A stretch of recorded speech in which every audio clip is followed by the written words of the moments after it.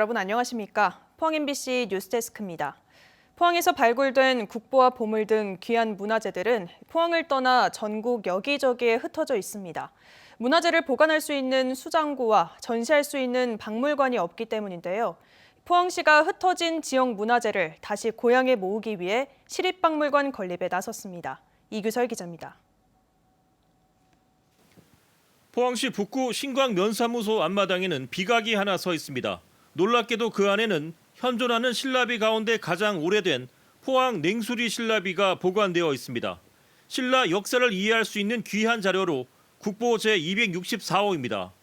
교과서에도 나오는 진품 국보가 야외에서 찬바람을 막고 있는 겁니다.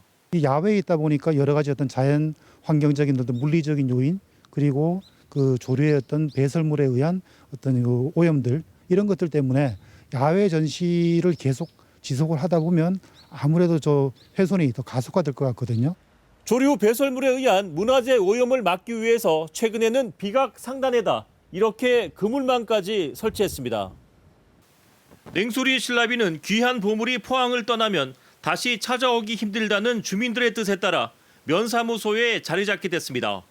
냉수리 신라비를 제외하고 포항에서 발굴된 다른 문화재들은 전국 여기저기로 흩어졌습니다. 2009년 흥해읍 중성리에서 발견돼 국보로 지정된 포항 중성리 신라비는 국립경주문화재연구소에 있고 올해 1월 천연기념물로 지정된 포항 금광리 신생대 나무 화석은 대전 문화재연구원 수장고에 보관돼 있습니다. 포항에서는 선사시대부터 조선시대까지 다양한 시기에 유물이 출토되고 있고 유물은 수만 점에 이릅니다. 지금도 흥해읍 옥성리와 냉수리 마산리, 오천읍 원동지구를 중심으로 가치 있는 유물들이 무더기로 쏟아져 나오고 있습니다. 보물만 해도 8개가 있고 국보만 해도 2개가 있고 이런 것들이 전부 그 외제 박물관에서 보관되어 있기 때문에 정작 포항 시민들은 이것을 접할 수 있는 기회가 없습니다. 이에 따라 포항시는 전국에 흩어진 문화재를 모아 전시할 수 있는 시립박물관 건립에 나섰습니다. 장소는 접근성이 좋은 시내권으로 하고 규모는 10,000제곱미터 정도로 계획 중이며 오는 7월에 문화체육관광부에 박물관 건립 타당성 조사를 신청할 계획입니다. 시 관계자는 포항의 정체성을 최대한 살려 박물관을 지을 예정이며 포항의 명소로 만들기 위해 아이디어를 모으고 있다고 밝혔습니다. MBC 뉴스 이규설입니다. 포항시 의회가 포스코홀딩스 본사 및 미래기술연구원 본원의 실질적 포항 이전을 촉구하고 나섰습니다. 시의회는 어제 임시회 2차 본회의를 열어 포스코홀딩스 미래기술연구원 포항 이전 관련 합의서에 실질적인 이행을 위한 촉구 결의문을 채택했습니다. 백강훈, 김하영 의원은 5분 자유 발언을 통해 포항과 포스코의 동반 성장을 위해서는 지난해 체결한 협약의 성실한 이행과 실질적 투자가 이뤄져야 한다고 목소리를 높였습니다. 이날 채택한 시의회 결의문은 포스코홀딩스는 본사 소재지만 포항으로 옮길 것이 아니라 조직과 인력의 이전이 함께 이뤄져야 한다는 내용을 담고 있습니다.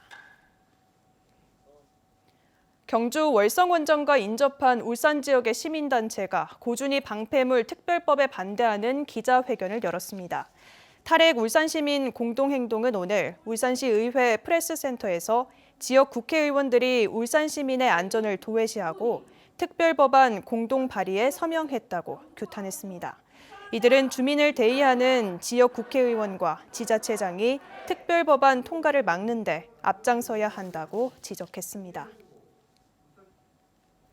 요즘 먹거리로 연어가 큰 인기지만 우리나라는 전량 수입에 의존하고 있습니다. 연어의 회귀율이 너무 낮은 데다 그동안은 양식 기술도 소비 시장도 없었기 때문인데요. 우리나라와 북미 등으로 회귀하는 북태평양 연어 양식이 국내 연구진에 의해 세계 최초로 성공했습니다. 장성훈 기자입니다. 북태평양에서 성체로 자란 연어가 산란을 위해 태어난 하천으로 거슬러 올라옵니다. 이 연어에서 채취한 알을 가져다 민물수조에서 인공 부화시킨 어린 연어입니다.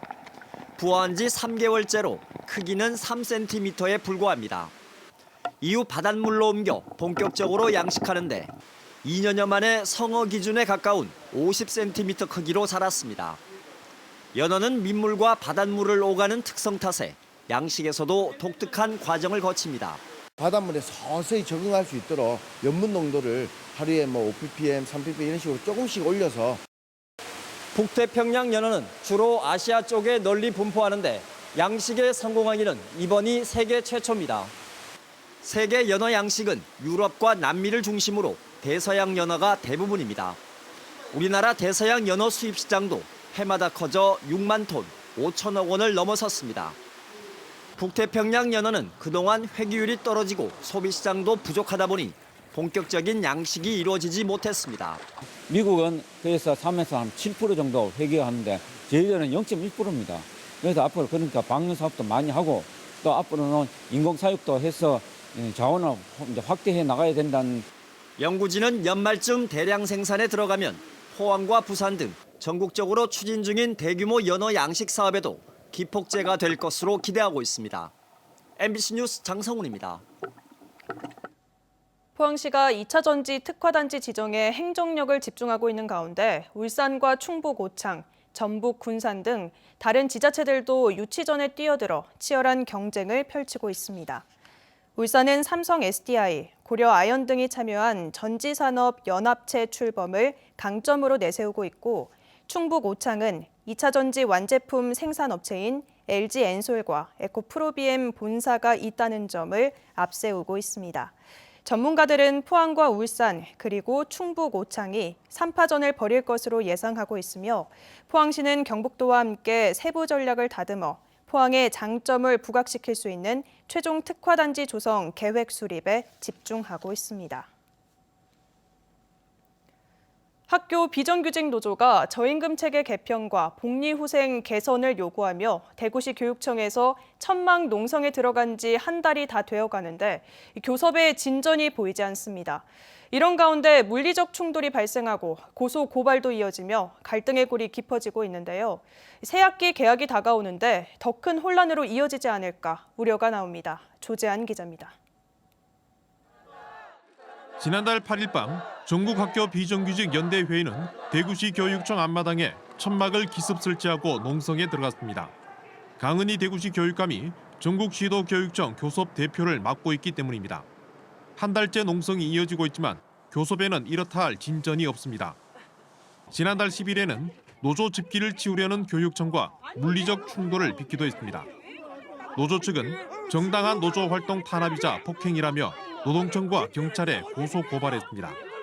장기간 노동조합과 협의해서 나갈 수 있도록 그런 방안 추정 제시안까지 저희가 냈습니다. 그리고 거기에 대한 교육청의 답변은 지금 현재로서는 전혀 답변이 없는 상황이고요. 계속 이렇게 된다면 저희는 이제 신학기에 총파업에 돌입할 수밖에 없고. 대구시 교육청은 정해진 장소가 아닌 곳에서의 집회를 막으려다 실랑이가 있었을 뿐이라고 밝혔습니다. 교육청은 오히려 지난해 11월 노조 측이 불법 집회와 청사 진입 과정에서 시설물을 파손하고 직원들을 다치게 했다며 경찰에 고발 조치했습니다. 기물 파손 행위하고 그다음에 우리 직원들이 많이 다치게 됐거든요. 그 부분에 대해서 이제 고발 조치를 하였습니다. 그 집회 장소를 벗어나는 행위에 대해서는 우리 이제 민원인이라든가 교육행정 서비스가 우선이기 때문에 그 부분에 대해서는 노조에서도 협조를 좀 해줬으면 좋겠습니다. 전국 학교의 60여 가지 비정규직 직종이 함께 가입돼 있는 학교 비정규직 연대회의는 교육당국에 차별적인 저임금 체계를 개편하고 복리후생을 개선할 것을 요구하고 있습니다. 새학기 시작이 채 한 달도 남지 않은 가운데 교섭 타결은 고사하고 물리적 충돌과 쌍방 고소 고발로 갈등의 골만 깊어지고 있습니다. MBC 뉴스 조재한입니다. 포항시는 신규 음식물류 폐기물 처리시설 설치를 위해 입지선정위원회를 공식 출범하고 본격적인 입지선정에 들어갔습니다. 입지선정위원회는 주민대표와 전문가, 시의원, 공무원 등 13명으로 구성됐습니다.